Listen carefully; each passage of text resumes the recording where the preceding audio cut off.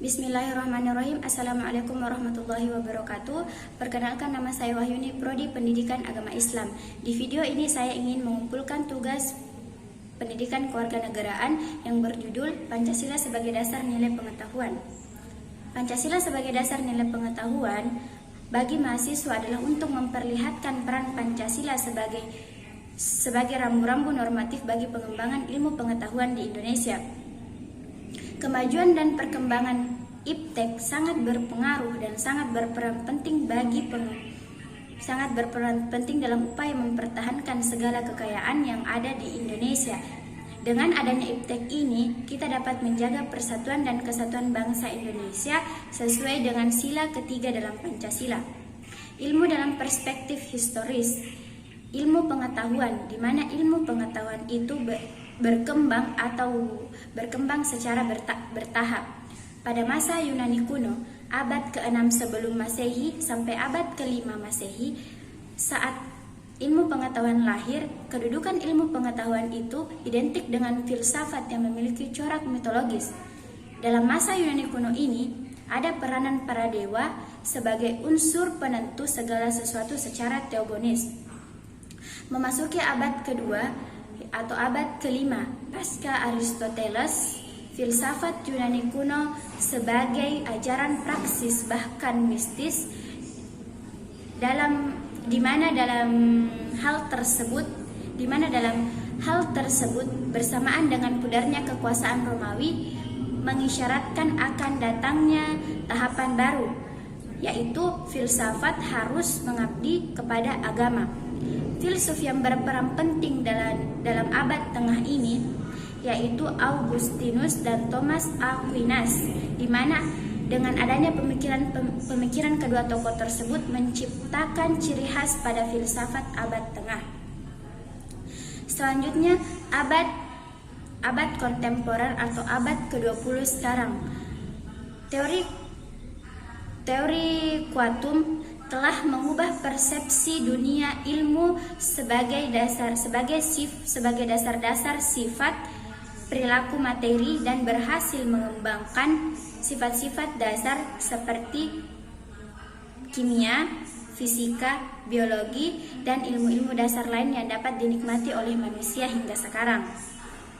Selanjutnya, peran ilmu pengetahuan dan teknologi dalam. Peran ilmu pengetahuan dan teknologi dalam ilmu pengetahuan adalah suatu kesatuan fenomena yang dapat diketahui dan dapat difahami secara logis, rasional, objektif, dan induktif dalam pemikiran manusia. Ilmu pengetahuan ini apabila kita terapkan dalam kehidupan sehari-hari, maka ia disebut dengan teknologi.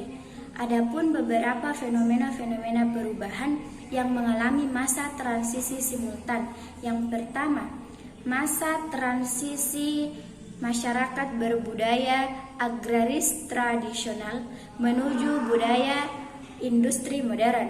Yang kedua, masa transisi etnis kedaerahan menuju budaya nasional kebangsaan. Yang ketiga, masa transisi nasional kebudayaan menuju budaya global mondial. Selanjutnya, ilmu pengetahuan sebagai proses, sebagai produk, dan sebagai masyarakat. Yang pertama, sebagai proses. Ilmu pengetahuan yaitu untuk menampakkan diri sebagai aktivitas dan kegiatan kelompok, di mana ilmuwan ini dalam proses ini berperan untuk menggali atau mengembangkan ilmu melalui penelitian, eksperimen, ekspedisi, dan lain sebagainya. Yang kedua, sebagai proses. Sebagai proses, ilmu pengetahuan menampakkan diri sebagai hasil dari aktivitas kegiatan kelompok atau ilmuwan berupa teori, ajaran, paradigma, dan lain sebagainya, atau temuan-temuan lain yang diwariskan dalam masyarakat, yang diwariskan kepada masyarakat dunia. Yang selanjutnya yaitu sebagai masyarakat, ilmu pengetahuan adalah suatu kesatuan di mana kesehariannya begitu mematuhi kaidah-kaidah ilmiah. Pengembangan ilmu pengetahuan dan teknologi sebagai hasil budaya harus didasarkan dari nilai-nilai Pancasila, yaitu ketuhanan, kemanusiaan, persatuan, kerakyatan, dan keadilan. Pancasila yang sila-silanya merupakan satu kesatuan yang sistematik, yang mana di situ kita dapat mengambil contoh sebagai etika dan moral dalam pengembangan ilmu pengetahuan dan teknologi. Baik, mungkin cukup sekian yang dapat saya sampaikan.